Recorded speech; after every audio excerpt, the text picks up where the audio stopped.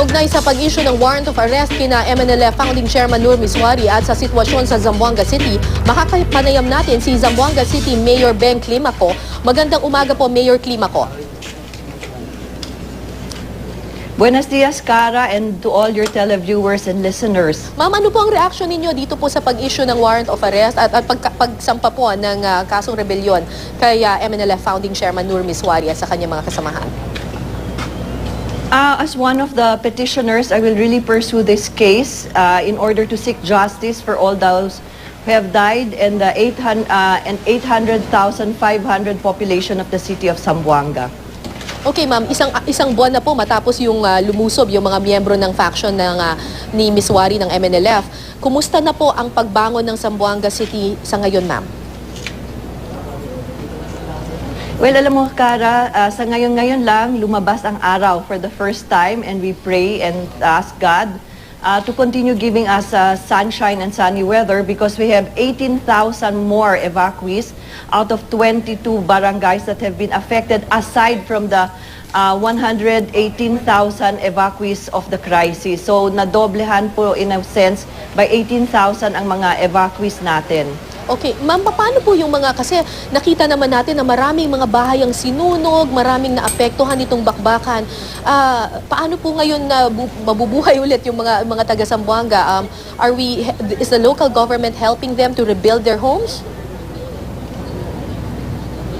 Well, definitely, Cara, we're still in the process of preparing the plans. The DPWH has been ordered by President Aquino, Secretary Babe Singson, and Secretary Dinky Soliman of the DSWD to assist in our rehabilitation. And right now, I'm here in the Santa Barbara Masjid that we just turned over to the recipients here, the mosque, so that we will start this mosque. The sites and the story of all of this is really faith in God that despite of the tragedy a month ago, despite of the flooding and the bad weather, the Zamboangueños will rise because of God's providence and not because of our own power. Okay, ma'am. Kaugnay naman sa paghahanap kina Miswari, nakikipagtulungan po ba yung lokal na pamahalaan, yung local government sa mga otoridad para mahanap siya at madakip? Well, actually, I think the whereabouts of his is in Sulu.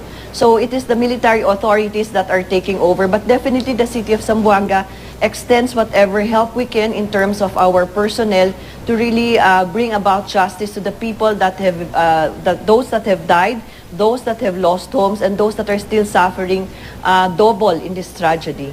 Ma'am, sabi po ni Justice Secretary Laila De Lima na kung sakali daw mahuli itong si Miswari, sa Maynila daw po gagawin yung paglilitis. Paburo pa ba kayo dito, ma'am? Definitely, Cara, we welcome it because we have the detainees here right now in San Ramon as well as in the jails in the city of Zamboanga. The residents do not feel comfortable with them being here, and we really have written a petition to Secretary Laila De Lima so that the case would be held outside of the city of Zamboanga. Ma'am, final question po. Alam po natin na malaki talaga yung pinagdaanang trauma ng Zamboanga City. Ano pa po ba ang kailangan kung kunyari po merong mga gustong magpahatid pa ng tulong sa Zamboanga City? Ano po ang pinakakailangan ngayon ng mga kababayan natin dyan sa Zamboanga? Well, currently we really need a lot of mats, a lot of dry clothes for the women, children, and the babies, diapers, milk formula, and eventually we will also need cleaning materials. We need boots for us to be able to go back to clean the debris. We need gloves, and we will all need whatever support that they can give in terms of food. We're looking at around 6 months to 1 year rehabilitation phase, and we would like to extend our warmest and sincerest gratitude to all that have helped us. President Aquino, Secretary Rojas, Secretary Singson, Secretary Gazmin, Secretary Dinky Soliman, the national government and the international donors that have come to our aid, as well as the House of Representatives, Speaker Belmonte and our colleagues and even his staff. So sa lahat po ng tumulong sa amin, kami po ay taus-pusong nagpapasalamat sa inyo at babangon din po ang Zamboanga sa tulong ng Panginoon at La Virgen del Pilar. Hari nawa, bumangon nga po sana talaga ng mabilisan na kaagad ang Zamboanga City. Maraming salamat po, Zamboanga City Mayor. Muchas gracias, Ivaya con Dios. Maraming salamat po, ma'am.